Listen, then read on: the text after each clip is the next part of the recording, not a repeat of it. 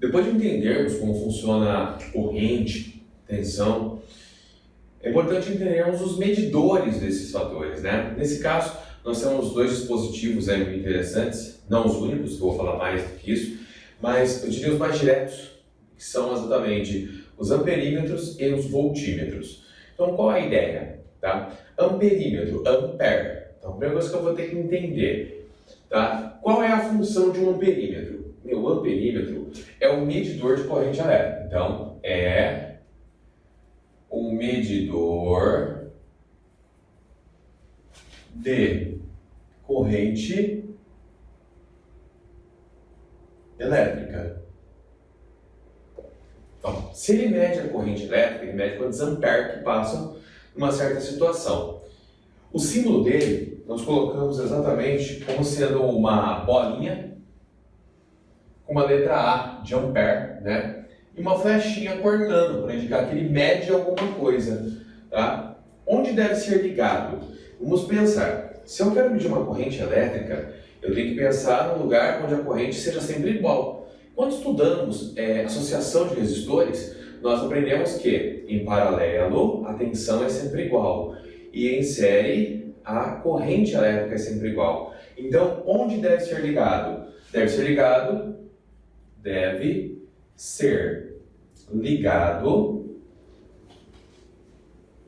em série com o ponto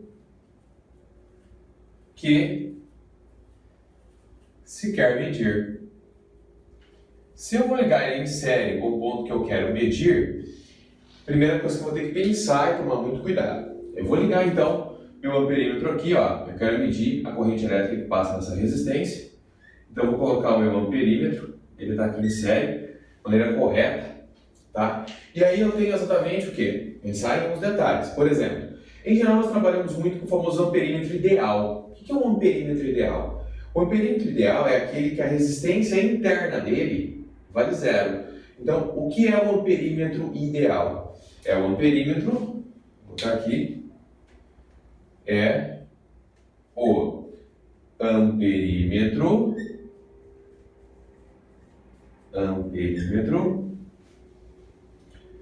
cuja resistência interna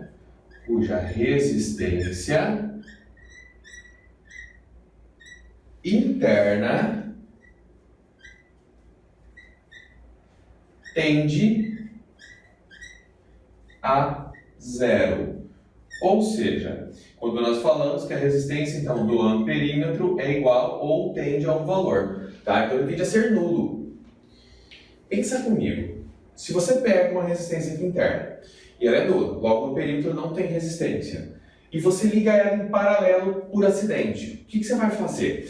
Você vai criar um sistema de curto-circuito. Lembra quando nós estudamos circuitos e falamos que para gerar um curto-circuito basta ter um fio e nesse fio não ter resistência. A corrente elétrica desvia, logo naquele ponto não passa a corrente elétrica. Então é como se ele estivesse em curto. Curto-circuito não é a mesma coisa que queimar, tá? Não necessariamente. Pode ser só um caminho de desvio que faz outros sistemas não funcionarem. Se eu ligo esse cara em paralelo, ele é perfeito, ele não tem resistência, logo ele desvia a corrente. Em vez de eu medir a corrente elétrica que passa ali, eu vou desviar ela. E aí eu não vou ter êxito, porque o meu aparelho não vai funcionar. É como eu chegar para um perito e falar, vou medir essa corrente da lâmpada. A hora que eu ligar na lâmpada, a lâmpada apaga. E toda a corrente desvia para o amperímetro. Bem, eu não medi nada, porque eu fiquei no escuro, não tenho certeza do que aconteceu.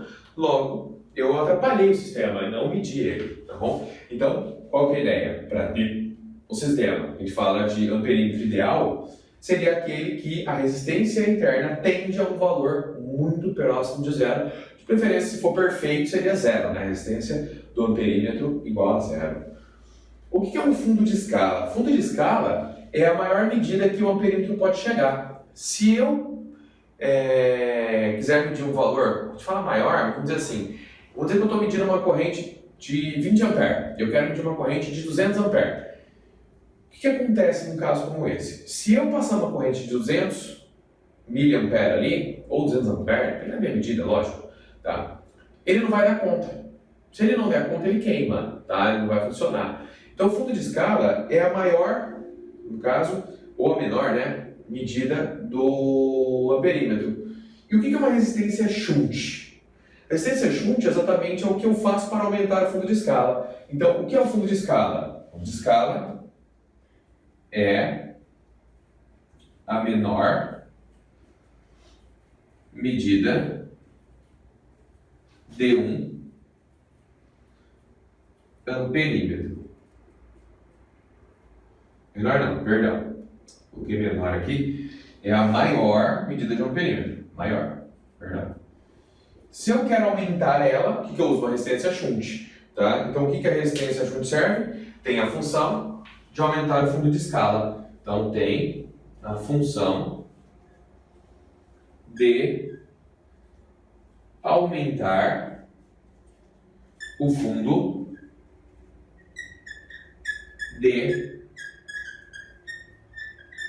de escala.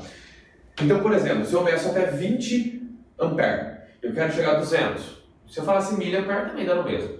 Tá? Então, no 20 ampere, eu quero ir para 200. O que eu tenho que fazer? Eu tenho que ligar uma resistência shunt agora. Essa resistência shunt tem que ter um valor de resistência em que ele desvie exatamente isso daqui. Então, eu ligo aqui uma resistência chamada de resistência shunt.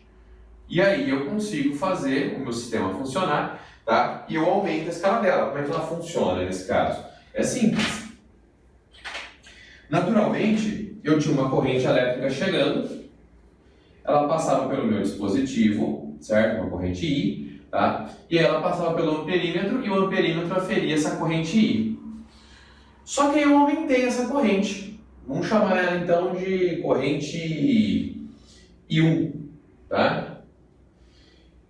Mas aqui o meu amperímetro ele não dá conta dessa corrente I1, porque ela é um valor maior do que ele dá conta, ele é maior do que o fundo de escala. Logo ele tende a queimar. O que eu tenho que fazer então?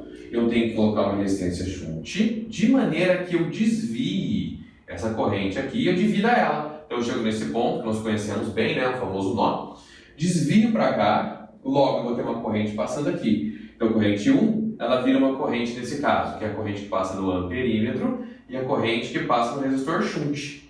Tá? Depois eles se encontram novamente e o circuito termina com a corrente 1. Né? Eles se juntam no nó, né? Separam e se juntam. Posso falar que a corrente 1, Jabor, que passa no resistor aqui, é igual à corrente que passa no perímetro mais a corrente que passa no resistor shunt? Posso sim. Tá? Ah, então o shunt só aparece quando eu preciso aumentar o fundo de escala? Exatamente. Se eu falo para você que esse cara está passando 20 ampere, e eu quero 200 agora, aumento isso aqui para 200, eu tenho que fazer com que passe 20 aqui e 180 de cá. Porque se passar 21, ele queima. Ele só aguenta 20. Então eu ponho esse cara aqui e desvio 180. Nossa, já Bruno, espera lá. Se eu tenho que ter uma corrente maior no shunt do que eu tenho no perímetro, então a resistência do shunt é bem pequena. Sim, a tendência do resistor shunt é ter uma resistência bem pequena. Por quê? Quanto menor for a resistência do shunt, maior a corrente passa nele. Então, se eu quero aumentar muito a minha corrente, eu ponho o resistor shunt com um valor bem pequeno, tá? Geralmente numa casa de 1 miliampere, 0,01 miliampere, bem pequeno.